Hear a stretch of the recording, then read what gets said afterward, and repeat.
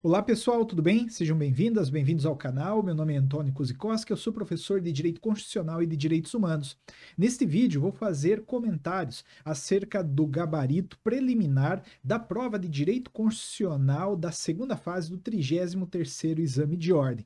Vou fazer uma análise bastante honesta e imparcial, sem te vender ilusões, trazendo um pouco do que eu considero a partir de perguntas, inclusive de vários alunos, várias alunas que recebi desde a prova que foi aplicada lá no dia 12. Já vou te adiantar uma coisa, porque eu imagino que se você está aqui, você está precisando ali de ponto ou de justificativa para contornar um erro de peça.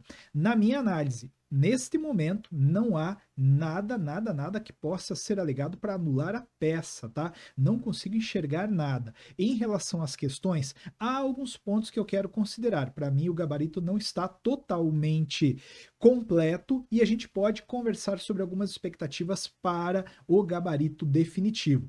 Vou falar também um pouco sobre recurso e já te digo uma coisa, se você ficar com dúvida, se você quiser ajuda para fazer o recurso, você vai me mandar um e-mail, é kozikoski@gmail.com. Antônio, como é que escreve Kozikoski? Tá aí no canal, né? Aproveitando, já se inscreve também, isso ajuda. kozikoski@gmail.com. Traga para mim, a gente faz uma análise, te dou as diretrizes. Se você não quiser fazer, ainda assim entre em contato comigo, eu tenho a equipe que trabalha comigo e a gente te dá uma assessoria completa.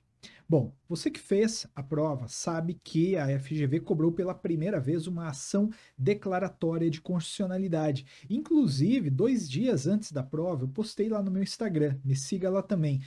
Cuidado com os azarões, porque a gente sempre estuda aquelas peças que mais caem, né? Mas na prova anterior já tinha caído uma reclamação, que era uma ação até então não cobrada. A FGV repetiu essa fórmula e cobrou agora uma ação declaratória de constitucionalidade. Eu não vou ler o problema aqui para você, tá? Eu posso deixar o link aí na descrição do vídeo, mas era um problema que falava sobre um cenário de grave crise econômica, no qual foi aprovada a Lei Federal XX de 2018, cujo objetivo era estimular a produção de gêneros agrícolas, especialmente em regiões de baixa renda, assoladas por secas frequentes. Aí o problema ia falando em artigo 1º, 2º e 3º, que falava essa lei, e aí vinha um ponto interessante, né? Essa lei federal foi, embora intensamente comemorada por comunidades, né, foi severamente criticada por diversos grupos econômicos. E esses grupos econômicos apontaram os motivos pelos quais entendiam que aquela lei não era uma lei bem-vinda. Esses argumentos terminaram por ser acolhidos pelos órgãos federais competentes que simplesmente não estavam aplicando os recursos disponíveis em conformidade com os prazos fixados. E aí começa a aparecer a ação declaratória de constitucionalidade no problema. Os interessados, por sua vez, não estavam logrando êxito em reverter esse entendimento perante o Poder Judiciário, sendo inúmeras as decisões de indeferimento dos pleitos formulados, havendo inclusive uma ação civil pública promovida por associação vinculada aos grandes produtores rurais, na qual veio a ser proferida provimento cautelar vedando a implementação dos comandos legais. Então, o que aconteceu? Veio a lei, e essa lei agradava um certo público e desagradava outro. Estava vendo, contudo, uma série de decisões do Poder Judiciário afastando a lei, decisões que estavam na contramão da sua implementação. Isso está muito claro aqui no problema. E era determinante essa informação, por quê? Porque a ação declaratória de constitucionalidade só é cabível quando há uma controvérsia judicial relevante. E aí a gente tinha uma controvérsia judicial, além de decisões isoladas, tinha uma decisão grande ali numa ação civil pública, né? E aí, à luz desse quadro, a mesa do Senado Federal solicitou um advogado, que também assinaria a petição inicial, a identificação do instrumento adequado para a deflagração do controle concentrado de constitucionalidade, de modo que fossem superados os obstáculos opostos à aplicação da Lei Federal XX de 2018. Primeiro, veja só, a banca falou, eu quero uma ação de controle concentrado, o que já eliminou todos os remédios constitucionais, eliminou recursos, eliminou algumas peças aleatórias, como ação pelo procedimento comum, e por aí vai. Contestação, agravo, aquela partezinha mais não tão provável na prova. Então ficamos só com as ações de controle concentrado, a DI, a DC, a DPF, a DO. A DI interventiva, nem vou colocar nessa conta. Estava nítido, aqui na parte final do problema, que era para você fazer uma medida que superasse os obstáculos opostos à aplicação da lei federal. Então, quer dizer, a pessoa queria a aplicação da lei, queria que fosse confirmada a constitucionalidade desta lei. Era uma ação declaratória de constitucionalidade, de largada. Já vi alguns comentários, até recebi também perguntas nesse sentido, dizendo: Antônio, eu fiz uma DEI, cabe? Não, não cabe. Por quê? Porque a DEI serve para anular a lei. E aqui o que a gente queria era uma medida que superasse os obstáculos opostos à aplicação da lei. Quer dizer, a gente queria a lei aplicando-se totalmente. Ah, Antônio, mas há uma ambivalência entre a DI e a DC. Se o pedido da DI for julgado improcedente, a lei acaba sendo declarada constitucional. É verdade, mas veja só, para que isso acontecesse, no contexto do exame de ordem, né, você teria que entrar com uma DEI e pedir o julgamento de improcedência do pedido, o que não faz o menor sentido. Então, quem fez ação direta de inconstitucionalidade, realmente eu não vejo a menor possibilidade. Também falaram: ah, mas não está tão clara a controvérsia. Olha, para mim tá. E eu não vou, assim, eu não sou de passar pano para ninguém, tá? Se você me conhece, acompanha o canal, sabe que eu sempre faço as análises o mais isentas e objetivas e honestas possíveis. Quando a FGV erra, eu sou o primeiro a me pronunciar. Mas aqui realmente eu não estou vendo erro. O problema, ele falava, né? Tinha aí inúmeras decisões de indeferimento dos pleitos formulados. Que pleitos, Antônio? Ora, o pleito de aplicação daquela lei. Teve até uma ação civil pública que deu ali na trave, então, para mim, era uma ação declaratória de constitucionalidade certinha, tá? Muita gente teve dificuldade no mérito da ADC, né, porque precisavam de artigos para fundamentar a constitucionalidade daquela lei. Nos artigos que a banca colocou, não vi problema com nenhum. Pedidos também estão bem delimitados, né? Nada que venha neste momento me chamar a atenção, tá legal? Antônio, não fiz, cara, fiz outra peça. Olha, então tá na hora de a gente começar a desapegar desse exame, tá? Estuda próximo, paciência, vai para repescagem se você fez pela primeira vez, senão vai ter que começar de novo, vida que segue, e infelizmente estamos todas sujeitos a isso, tá legal?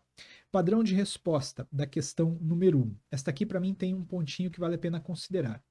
Com o objetivo declarado de proteger a pessoa humana, foi promulgada no município alfa. Pronto, aí um monte de gente já falou: não, a gente quer a nulidade da prova, do exame, do mundo, porque escreveu município. Não vai anular, esqueça, não vai anular.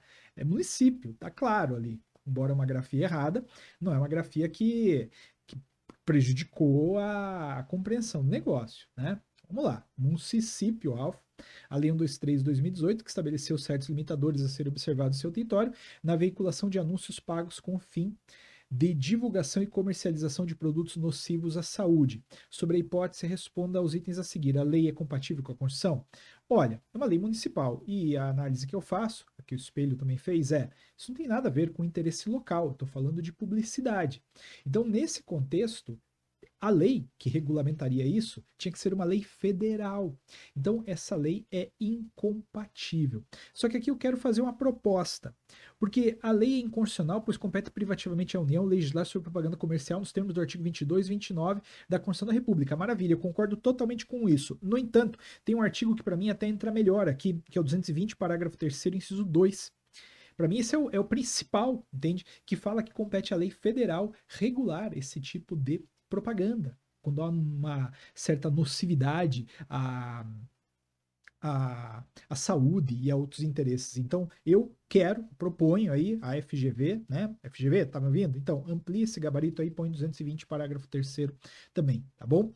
220, parágrafo 3º, inciso 2.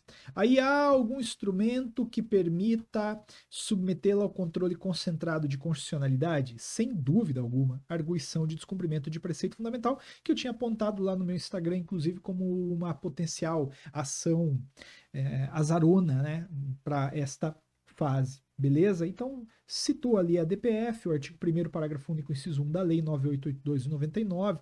Maravilha, né? Aquilo que eu sempre falo, tem que responder e tem que fundamentar. Então, essa questão fica para mim aí a consignação de necessidade de ampliar o gabarito, tá bom? Muito bem, essa daqui também deu o que falar, questão 2. Uma questão que falava sobre precatório, né? O Estado Beta foi condenado a pagar honorários advocatícios a José em valores milionários.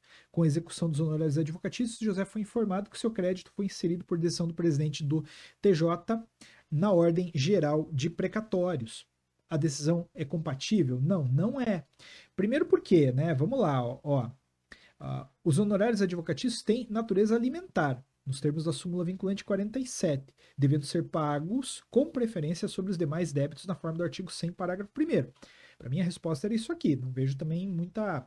Qualquer coisa além, para mim, parece-me até potencialmente correto, mas não necessariamente determinante para responder a questão, entende? Para mim era honorário e verba alimentar, e verba alimentar tem que ser paga com preferência, tá lá inclusive na súmula vinculante 47, tá? Aí, item B, preenchidos os requisitos exigidos, qual é a medida constitucional passível de ser ajuizada por José para impugnar a decisão proferida pelo presidente perante o Supremo Tribunal Federal? Pô, mas me vi quicando de novo a reclamação perante o Supremo, nos termos do artigo 103A, parágrafo 3º, ou então artigo 7º da lei da súmula vinculante. Reclamação que, inclusive, todo mundo que fez a prova tinha que ter na ponta da língua, porque a prova anterior cobrou lá na peça uma reclamação, tá legal? Mas porque é um tema de precatório, que não é assim o principal tópico do estudo do direito constitucional, pelo menos olhando um histórico passado de provas, né? As pessoas tiveram um pouco de dificuldade para responder esta daqui. A terceira questão também vou propor aqui um negocinho. Ela falava o seguinte: sociedade de economia mista, vinculada ao Poder Executivo Federal, atuava intensamente no âmbito do sistema financeiro nacional. Então, quer dizer, ela recebia aí, tem para mim, recurso público, né? Apesar de sua importância, seus resultados desde a criação eram deficitários. Aí, tá bom, conversa vai.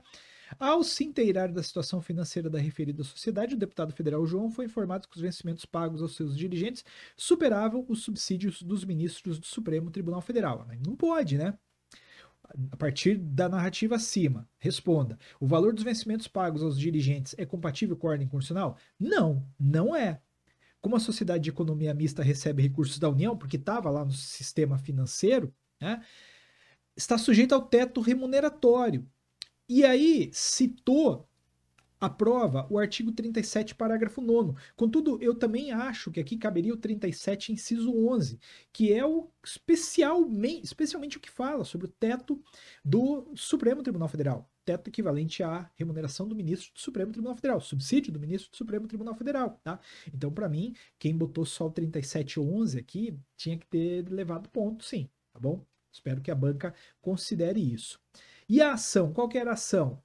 Tinha ali um mau gasto, né, do dinheiro público, então para mim era a ação popular, não só para mim, para prova, né, que falou aí. Ah, mas Antônio, não estava claro. Estava sim. Quem ia entrar era o João, deputado. E deputado, ele tem que estar no gozo dos direitos políticos, né, senão não cabe.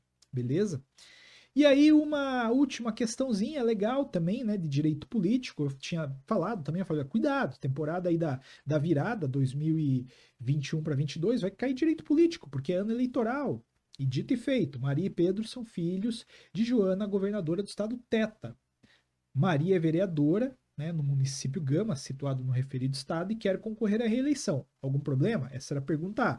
Maria pode concorrer ao cargo eletivo almejado? Pode perfeitamente, porque o artigo 14, parágrafo 7º, na última parte, fala que vem lá a inelegibilidade, blá, blá, blá, blá, blá, blá, salvo ser titulares de mandato eletivo e candidatos à reeleição. Então, ela poderia concorrer lá no estado. Algumas pessoas falaram assim, ah, Antônio, mas eu escrevi que ela poderia se a mãe renunciasse. Tá certo, mas a mãe não precisa renunciar, tá?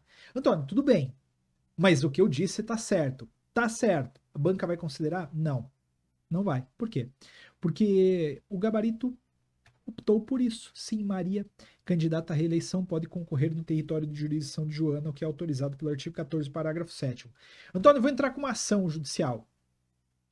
Dá uma olhada nos meus vídeos sobre ação judicial de segunda fase, né? Argumento tem, mas muito provavelmente você vai se deparar com o entendimento do Poder Judiciário dizendo que não pode o Judiciário interferir no mérito de concurso público, trazendo aí pontos para uma resposta tão boa quanto a resposta dada pelo gabarito. Aí um monte de gente vai me tacar pedra, vai não curtir o vídeo, dizendo que OAB não é concurso público. Eu sei, mas aplica o mesmo entendimento, tá? Ah, mas isso me falam sempre. Mas então eu quero meu salário público, eu quero minha estabilidade? Eu não tô aqui fazendo juízo de valor, tá? Do certo ou errado, tô falando que é assim que é. Né? Entra com a ação, se está na dúvida, né? Vai que você reverte esse entendimento. Mas estou dizendo que a chance de dar errado é alta com base nisso. Né? Isso é triste, em certo ponto de vista, porque essa resposta ela poderia, se a mãe renunciasse, está certa também. Mas a banca optou por um negócio aqui diferente. E aí, Alice, que era a nora da governadora, pode concorrer? Não. Por quê? Porque por afinidade, nora não pode concorrer. Ah, mas ela se separou, ela divorciou, na verdade. Não tem problema. Tem a súmula vinculante 18, que fala que a dissolução da sociedade ou do vínculo conjugal no curso do mandato não afasta a inelegibilidade prevista no 14, parágrafo 7º da Constituição. Então, para mim, essas são as considerações a respeito da prova. Antônio, enfim, me dei mal. Recorre? Certo?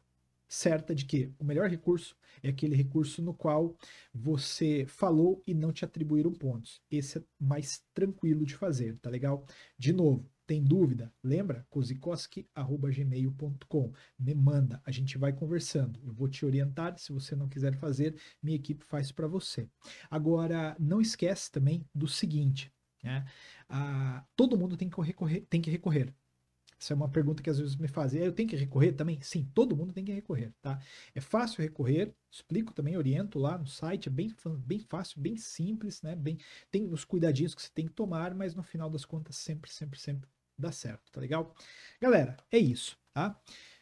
Espero que vocês tenham ido bem, né? Se não foram, puxa, errou a peça, dá um tempo pra tua cabeça, dá um tempo pra tua cabeça, espera a coisa acontecer, tá? E vai vivendo aí um dia de cada vez. A coisa vai acontecer no momento certo. Siga o meu canal, tá? Tem sempre informação boa, sempre trago coisa aí primando não tanto pela quantidade de likes, né? Claro que os likes ajudam o canal a crescer, né? É um trabalho, tô doando meu tempo aqui para você, mas é um compromisso que eu tenho com a educação, né? Também minha mãe era professora, porque é aposentada hoje, né, mãe? Beijo, mãe.